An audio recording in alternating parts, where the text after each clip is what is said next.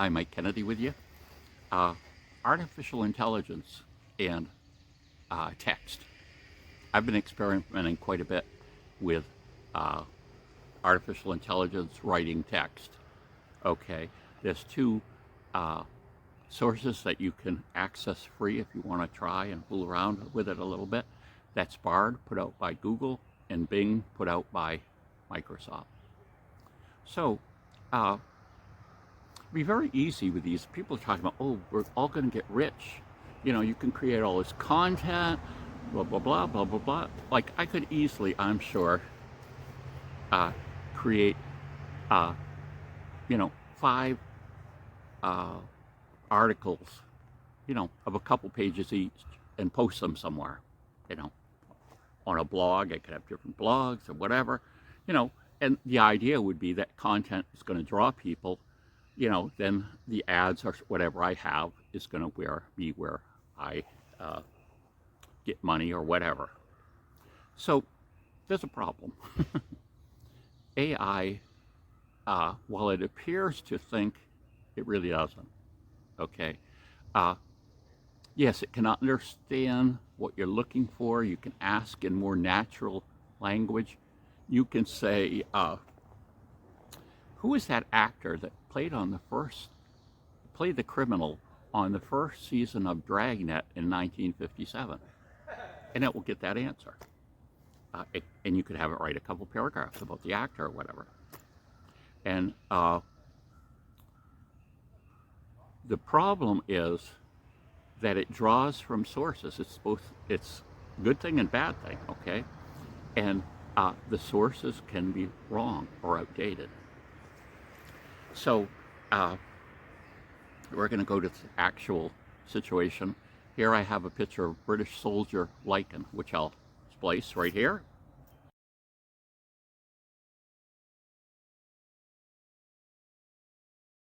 Back again. And they're called British soldier Lycan because they have this red hat.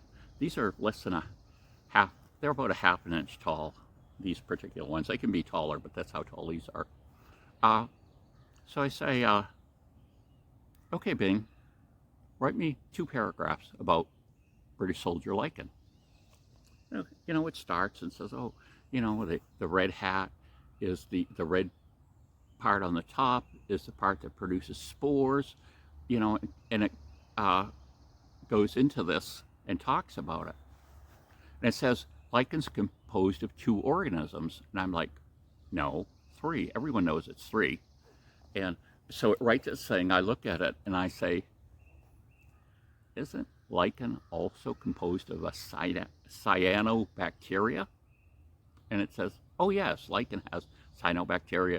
This is a relatively new discovery. The study of lichen and cyanobacteria is new. Okay, so then I say to it, okay, now we obviously have a large error.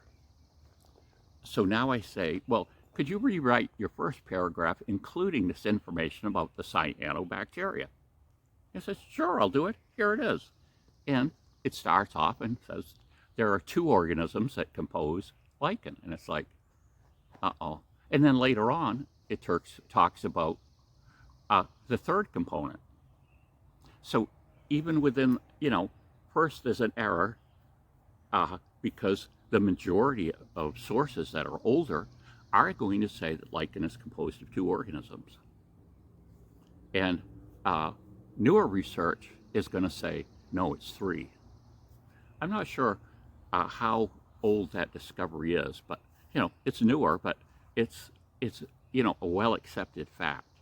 So artificial intelligence got it wrong. So what I'm saying is with this is the idea that, you know, people are expecting to be able to produce huge amounts of context, content,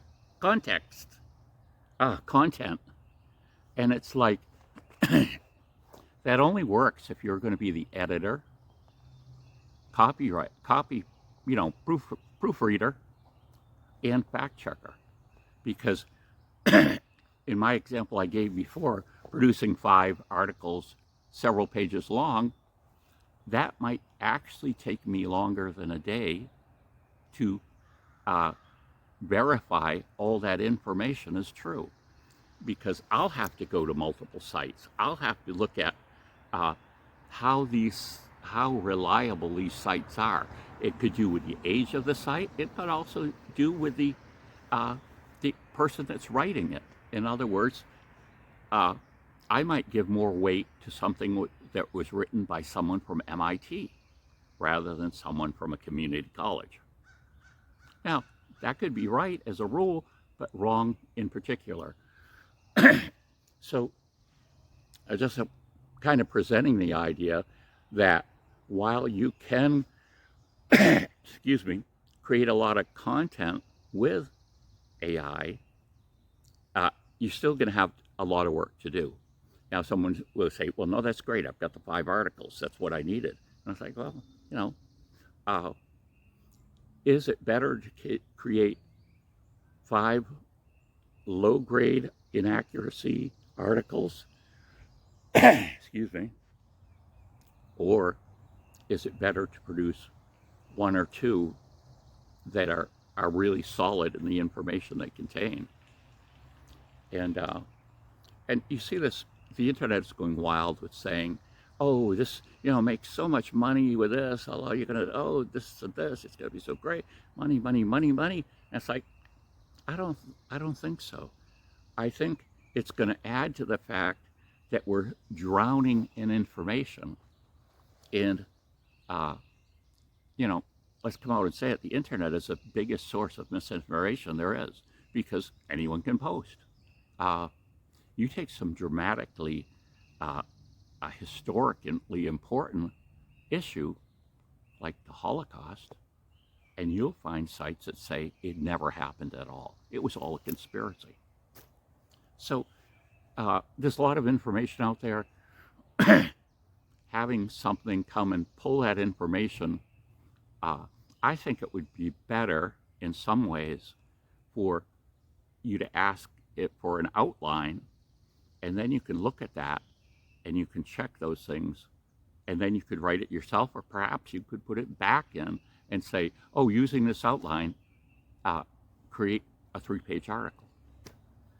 So I don't know, it's just interesting because here we're working solely, in this instant, we were working solely with scientific fact. How many organisms compose lichen? And it was wrong. And, I knew it.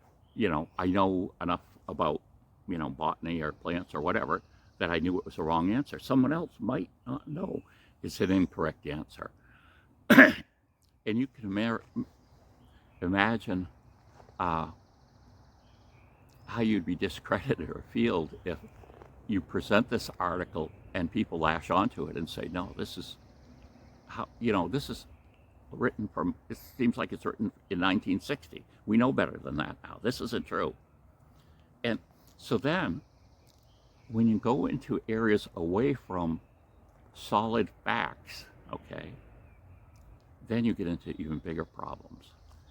Then you get into bias. And, even though I've asked these artificial intelligence things if they are biased, they say no. And one actually, at the end of this discussion, Bing, kind of give me back what you would consider a sort of angry response. I don't want to talk about this anymore. I'm just learning. I'm not going to talk. Switch the subject. And it's like, yeah, because you get it into a corner where the software can't respond, but it's obvious that with these programs, they can very easily contain the biases of the people who wrote it. And even though it appears to be fair and balanced, it might not be. And like I say, if it gets factual information wrong, once we go into areas like religion, politics, and whatever, you can see how that could really have all kinds of errors in it. Now, I will give you the point that at one point I decided to ask one of them a bunch of questions about being Catholic. And they were pretty accurate. I was kind of surprised. but they were written, I think the realization of the program is, the person writing it is a Catholic. I'll go to Catholic sources and I'll use that information and put it back. Now, if I said, I'm a Baptist and I don't believe what Catholics believe, can you tell me, blah, blah, blah, it would then probably use sites that were from this other point of view and would present the information in quite a different light. So that's basically what I'm saying, is that artificial intelligence articles need to have an editor, the whole direction they go and what they say. They need to have a proofreader. So, like I say, it doesn't say there are 2 types in one paragraph, and later on it says there are 3 types. And you have to be a fact checker. So, without those 3 skills, the quality of material written by artificial intelligence is going to be quite low. But I'll continue an experiment.